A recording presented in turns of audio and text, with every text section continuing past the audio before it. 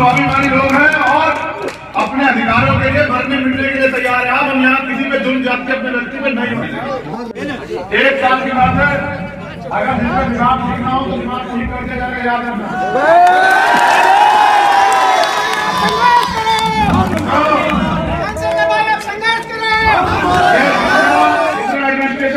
Police हो चाहे administration हो, ये तमाम हमारे टैक्स से जो है तो तनख्वाह मिलती है, हमारे मालिक नहीं है, नौकर इसमें जनता मालिक है। जिसका दिमाग खराब हो गया हो ना तो मिजाज सत्ता का बदलता रहता है। कल ये लोग सत्ता में होंगे ना तो इन्हीं को जी हजूरी सलाम करना पड़ेगा। मैं इसलिए बता रहा हूँ मालिक मालिक होगा, नौकर नौकर होगा, मालिक के सामने उतार रहना चाहिए। बदल जाएगी, हम लोग मेहनत करें घर घर जाके सत्ता बदल जाएगी। और जितनी कमजोरों के हाथ में सत्ता होगी ना तो ये आज हमारे लोगों को सताने वाले लोग योगी जी तो वहां गए थे जाके बंगाल में कह रहे जान की भीख मांगने। मैं कहता हूँ ये उत्तर प्रदेश में जान की भीख मांगेंगे और ये शिक्षक कहेंगे कि हमें माफ कर दो, हमसे गलती हो गई।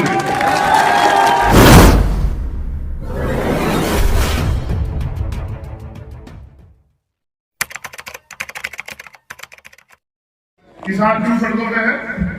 क्योंकि किसानों के प्रतिनिधि, किसानों के नेता सदन में नहीं है तो उनके खिलाफ कानून बन रहे हैं। और आपके नेता नहीं है तो CA से आपके खिलाफ कानून बन रहे हैं।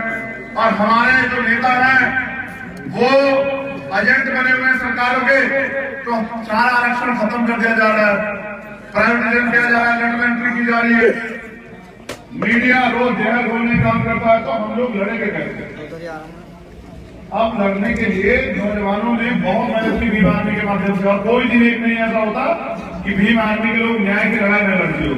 आप मेरठ के लोग तमाम लोग जानते होंगे, कोई मामला मेरठ का भीम आर्मी के लोग दिन रात खड़े रहते हैं।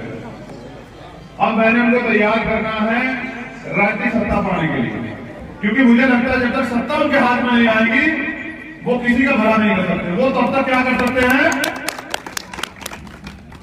वो तब तक सिर्फ और सिर्फ आंदोलन कर सकते हैं। अपने लोगों को ना न्याय दिला सकते हैं, ना रोजगार दिला सकते हैं, ना उनके दूध दर्द हो सकते हैं, ना उनके आंसू दे सकते हैं। अब अभी एक साथी मुझे माला पहनावे नोटों की, देखो मैं किसी का अपमान नहीं करना चाहता, मगर मैंने उनसे कहा कि मेरे जीवन में सिद्धांत है और सिद्धांत बहुत जरूरी। अगर मैं आज सिद्धांत को समझौता कर लूंगा तो कल जो आपसे तमाम तरीके बातें कर लूंगा आपको धोखा दे सकता हूँ, बताओ। लेकिन मेरे जीवन में अगर कुछ है तो वो हमारे महापुरुषों गुरुओं के सिद्धांत बस। और ये मेरी सबसे बड़ी ताकत है। मैं किसी MP MLA का बेटा नहीं, किसी मंत्री का, किसी प्रधानमंत्री का बेटा नहीं, मैं तो आपके जैसे गरीब परिवार से, लेकिन अपनी बात की कीमत को समझता हूँ। मेरे फादर कहते थे कि चार पैर उतने बसाने चाहिए जितने आदमी की चादर हो, उससे ज्यादा नहीं बसाने चाहिए।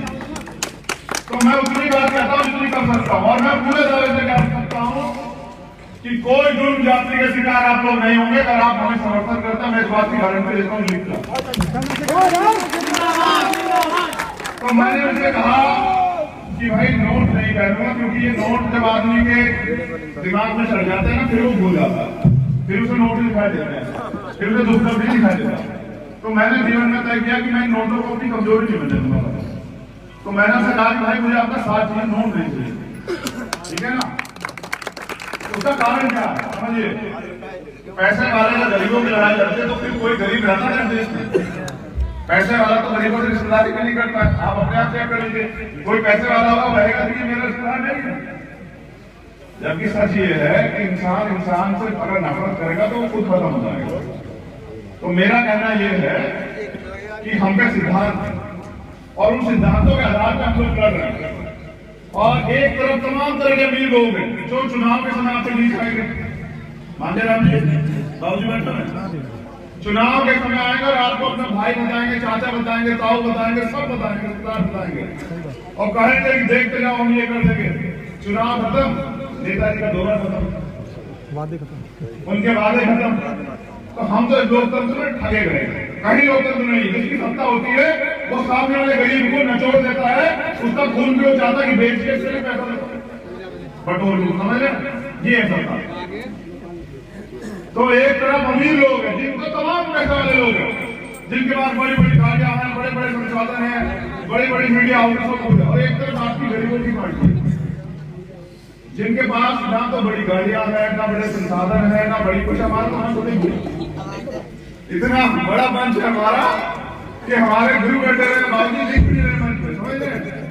तो भले हम गरीब हो लेकिन हम स्वाभिमानी लोग हैं, हम स्वाभिमानी लोग हैं और अपने अधिकारों के लिए मरने मिटने के लिए तैयार है। हम यहाँ किसी पे जुल्म जाति अपने व्यक्ति पे नहीं होने देंगे। ये जो भाई कह रहे थे कि प्रशासन के लोग घेर रहे थे, देखो यहाँ अभी होम इंटेलिजेंस और आईटी के लोग और एलआईयू के लोग, देखो कुछ दिन की बात है, 1 साल की बात है। अगर जिसका दिमाग ठीक ना हो तो दिमाग ठीक कर दिया जाएगा, याद रखना।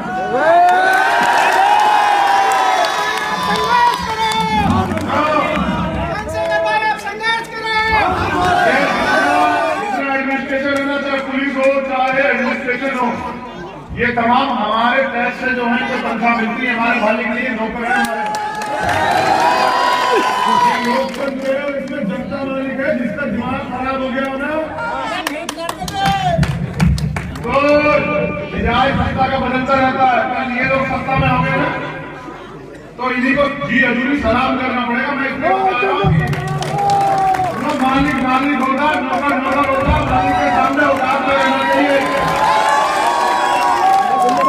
ये मजदूर मेरे मेहनत का लोग, ये दलित दलित पिछड़े मुसलमान सताए हुए लोग जिंदगी एकजुट हो जाएगा और अपने वोट की वैल्यू में समझेंगे कि वोट से रोटी नहीं मिलती है, वोट से मिलता है सम्मान, वोट से होती है सुरक्षा, वोट से मिलते अधिकार और वोट तय करता है आपके बच्चों का मुस्तकबिल वो कैसा होने वाला है।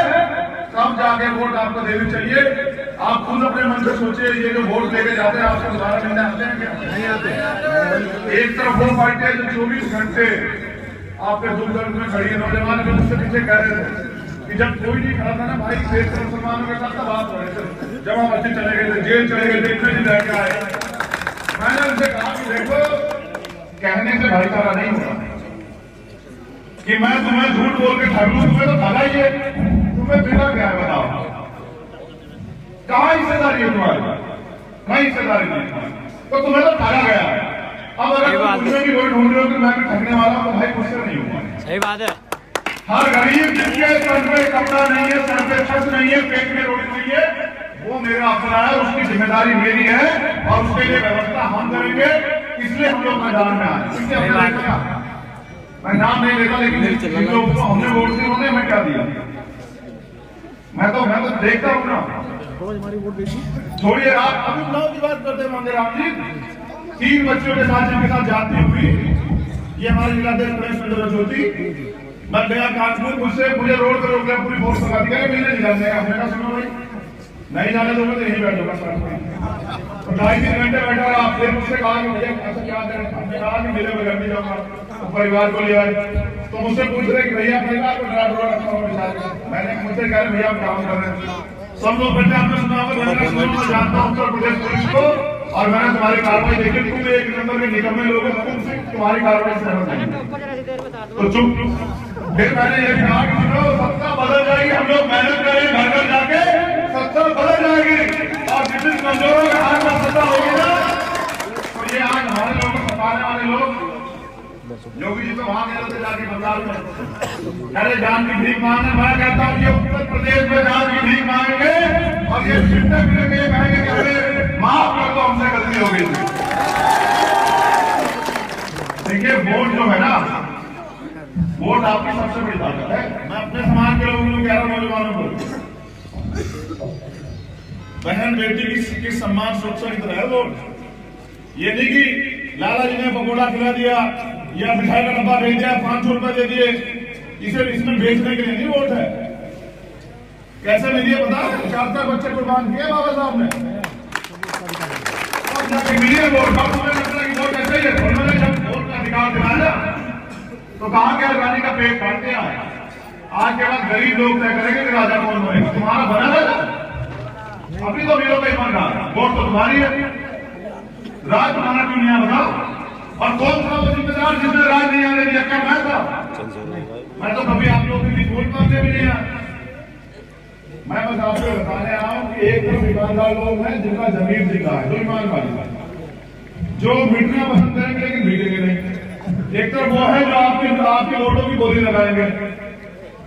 फैसला आपका। इतने लंबे समय से बिकते हुए आए हुए लोग अगर एक बार तय कर ले और एक बार दोनों हाथ खोल के साथ देख ले, भाई हम तेरे ऊपर भरोसा करें तो आगे बढ़।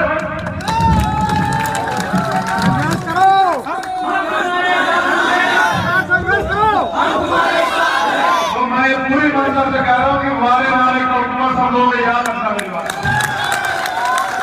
हम ये अभी नारा लगा रहे थे, नारे जो है जनता में संघर्ष करो। जो लोग मुझे देखते हैं, कोई एक दिन देखा तो मुझे ना संघर्ष करते हुए, संघर्ष करते हुए यहाँ तो गरीब व्यक्ति को सुबह उठने से लेकर रात को सोने तक संघर्ष करना पड़ता है। अपने बच्चों के पेट की, उनके बच्चों के रोटी आ जाती है, उनके घर में कपड़े आ जाए, उनकी फीस चली जाए, उनको जो है उनका अच्छा इलाज हो जाए, बच्चों की शादी हो जाए, मकान बन जाए। और जो मेहनत की कमाई कमाते हैं ना, वो कभी कोई झगड़ा फंसा दे जाए तो पुलिस में ले जाती है, कोई काम करवाना हो तो हर जगह चोर बैठे हैं, लाओ पैसे देकर काम करेंगे और तनख्वाह भी देते हैं, चोरी भी देते हैं। तो मैं आपको सिर्फ ये बताने आया कि हम लोग लड़ने के मैदान में अब आपके पास विकल्प, ऐसा विकल्प जिनका काम आपने देखा है। आप मुझे नाम से लेकर मेरे काम से ज्यादा जानते, बताओ जानते नहीं जानते? नाम से तो तब जानते हैं मेरे दादा परदादा प्रधानमंत्री रहे होते। ये प्रधानमंत्री का बेटा है, ये मुख्यमंत्री का बेटा है, ना तो मैं मुख्यमंत्री का बेटा ना भतीजा, समझ रहे हैं? मैं आपका भाई हूँ। मैंने अभी कुचामन सिटी में कहा, जयपुर राजपुर साइड में, कि मैं आपका बिकाऊ बेटा नहीं, मैं आपका टिकाऊ भाई हूँ। और वो देखो, ये हमारा गुरुवर है। आप ईमान वाले लोग खड़े हुए हैं और पूरे जिम्मेदार लोग खड़े हुए, आप तय करना। ये मेरा गुरुवर है। मैं पूरी हाई राज्य में बात कर रहा हूँ कि वो नोट नहीं बना जो चंद्रशेखर आजाद को फिर याद रखना। तो इसे खरीदा नहीं जा सकता ना, इसे रोका नहीं जा सकता, उसकी तरफ बुराई हो सकती है। पूरी ईमानदार से बताओ, क्या आपने अपनी जिंदगी में 11 बजे किसी नेता को भाषण करते देखा? पूरी ईमानदार से आपकी पूरी जिंदगी गवाह होगी इस बात की, क्योंकि उनको मतलब नहीं है। बगैर खाए पिए हैं। मेरे लोग मुझसे प्यार करते हैं, मतलब ये बहुत है मेरे लिए। देखिए, मुझे दुनिया में भारत के अंदर सबसे ज्यादा उभरता हुआ नेता चुना गया, और यहाँ के लोगों ने नहीं चुना, यहाँ के मीडिया ने नहीं चुना। यहाँ की मीडिया तो कहेगी ये तो आतंकवादी है, ये नक्सली है, कोई कहता है मुसलमान है, कोई कुछ कहता है, वो नहीं कहेंगे क्योंकि उनका मालिक ने कह रहा है कि इसकी बुराई करते रहो। दुनिया के मीडिया ने कहा कि पूरे भारत में अगर कोई व्यक्ति है जो पूरे भारत के भविष्य को बना सकता है तो वो चंद्रशेखर आजाद है। और जब ये कहा गया ना, सारे नेताओं का दर्द हो गया। अब जैसे कहते हैं ना, वो मेंढकी वाला काम ना निकली जाए ना उगली जाए, ना तो मुझे बधाई दे पा रहे, बहुत बड़े दर्शक का बहुत बधाई, और ना मेरी बुराई कर पा रहे, समझ रहे? तो इसके लिए मैं धन्यवाद देता हूँ अपने गुरुओं महापुरुषों का और अपनी माताओं बहनों का। देखो, वो टकटकी लगाए, मुझसे उम्मीद लगाए, देख लीजिए कि कोई तो उनके लिए कुछ करे। और मैं ये विश्वास दिलाता हूँ, सरकार में तो हम लोग आएंगे, उससे तो कोई नहीं हो सकता, क्योंकि आज तो हमारा समाज थोड़ा गुमराह हो रहा है। जब हम मेहनत करेंगे, अपनी बात को लेकर के बीच में जाएंगे तो ये तैयार हो जाएगा। और जितनी ये तैयार हो जाएगा ना, मैं गारंटी देता हूँ कि मुस्लिम भाई भी निराश नहीं करेगा, उसकी पूरी जिम्मेदार से कह रहा हूँ, वो एकदम मेरे साथ खड़ा हो जाएगा। और जितनी 2 ताकतें खड़े हो जाएंगे मेरे साथ, उस दिन वो मेरा पिछड़ा भाई, जिसको ओबीसी कहते हैं, मेरा पिछड़ा भाई को मुझसे दूर नहीं रहेगा भाई, समझ रहे हो? जिस दिन ये 3 ताकतें देश के अंदर मिल जाएगी तो देश का प्रधानमंत्री आपका अपना आदमी होगा, और जिस दिन आपका अपना आदमी प्रधानमंत्री होगा, आप रात को चद्दर तान के आराम से सोएंगे, कोई आपको बता नहीं पाएगा, याद रखिएगा। तो हमें भाईचारा पैदा करना है, अपने भाईचारे को मजबूत करना। तमाम तरह के लोग आएंगे इस भाईचारे को तोड़ने के लिए, दंगे कराने के लिए, तमाम तरह के लोग आएंगे। आपको समझना है कि आपका दुश्मन कौन है और दोस्त कौन है। दलित समाज का जो दुश्मन है वो ना मुस्लिम है, ना पिछड़े वर्ग के लोग, ना आदिवासी है, ना ही तुमने उनके अधिकार छीने हैं, ना ही वो तुमसे नफरत करते हैं। और इसलिए इसी तरह से मुस्लिम समाज का जो दुश्मन है वो दलित समाज का व्यक्ति नहीं है। जैसे मेहनत का फ्लो आप ऐसे ही है। और मैं तो समाज में आता हूँ जो सुबह मैं मजदूरी में जाता है, शाम के टाइम बच्चों को पेट में रोटी है, समझ रहे? और उसमें भी कभी कभी साहूकार मजदूरी जब मांग लेते हैं तो नाराजता मारपीट भी कर देता है, समझ रहे? तो यानी कि हर तरह जुर्म जाति का शिकार है। अब मैं बस आखिरी बात अपनी कहना चाहूंगा, बहुत जरूरी सुना, वो मीडिया नहीं सुनाएगा। देखिए लोकतंत्र इसलिए बना था कि 7 चीजें आपको सरकार देगी और बाकी फिर आप अपनी मेहनत की कमाई से अपने जीवन को आगे बढ़ाने का रास्ता ढूंढेंगे। पहली चीज थी रोटी, कि कोई भी आदमी रोटी के बगैर भूखा नहीं रहे, सरकार उसकी व्यवस्था करेगी। दूसरी थी कपड़े, कि भाई किसी को भी कपड़े की परेशानी नहीं होगी, किसी के तन पे जो है कोई बेहतर इसका ऐसा नहीं होगा इस पे कपड़ा। तीसरी थी मकान, कि हर आदमी को रहने के लिए पक्का मकान रहेगा जिससे वो अपने मान सम्मान की महिलाएं बहनें हमारी अपनी सुरक्षा करेंगे। चौथी थी उनकी शिक्षा, कि हर आदमी को पढ़ने का अधिकार मिलेगा, सरकार की व्यवस्था करेगी। 5वीं थी उनका इलाज, बेहतर इलाज, सरकारी हॉस्पिटल में कौन वो चली पूरी टीम पे। कहा कि एक बच्ची थी खुशी 3 साल की, एक प्राइवेट हॉस्पिटल में थी, पैसे नहीं दे पाए तो उन्हें बिना फाके लगाए फटे पेट से उसको अस्पताल से बाहर कर दिया और फिर वो मर गई।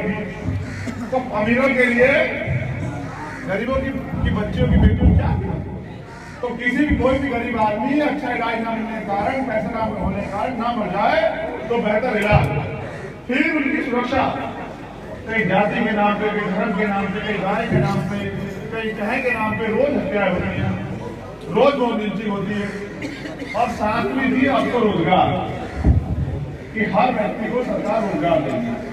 और यही सब बातें आपसे करते हैं, ये दे देंगे वो दे देंगे, और देते कुछ नहीं है। ये 7 चीजें लिख लो, जिस दिन आपकी सरकार बनेगी उस दिन के बाद हम लोग गारंटी दे देंगे हर व्यक्ति को। और फिर उसकी मेहनत की कमाई जो है इन कामों में ना खर्च होके उनके परिवार को आगे बढ़ाने में लगेगी। यानी कि इस प्रदेश में कोई व्यक्ति गरीब नहीं रहेगा। और ये जो पैसे तमाम तरह की सरकार खर्च करती है ना, तमाम तरह की बेकार की चीजों पे, ये सारे पैसे जो है गरीबों की तरक्की पे, उनके बच्चों को पढ़ाने के, लिखाने के, आगे बढ़ाने के रास्तों के लिए खर्च होंगे। इसलिए जो है मैं आपसे मदद मांगने के लिए, आप बताओ मदद करोगे नहीं करोगे? एक तरफ अमीर एक तरफ गरीब, किसे तय करोगे बताओ? जिनके हाथ में उठाएंगे वो हौसला खोल चुके। देखो सुनो, ये जरूरी बात है, लड़ने के लिए चाहिए हौसला। जिनके हाथ में नहीं उठा रहे वो लड़ पाएंगे प्रचार है। और आप कहते हैं किसके भरोसे पूरी प्रचार में कराता हूँ, जहां वो नेता जिनको आपने वोट दिया वो दंगलों में बंद बैठे हैं। और आप देखते हैं पूरी सरकार से अगर किसी के भरोसे टकराता तो आपके भरोसे टकराता, जान की परवाह नहीं। लेकिन कुछ करके जाना है, ये कह के आपने गुरुओं महापुरुषों का मान रखना। तो मुझे सुनने के लिए बहुत बहुत धन्यवाद। और 11 बज गए और पैसे में भी नहीं रुकता किसी के लिए। आपकी मोहब्बत को पूरी जिंदगी याद रखूंगा, ये इस को नहीं भूलूंगा। और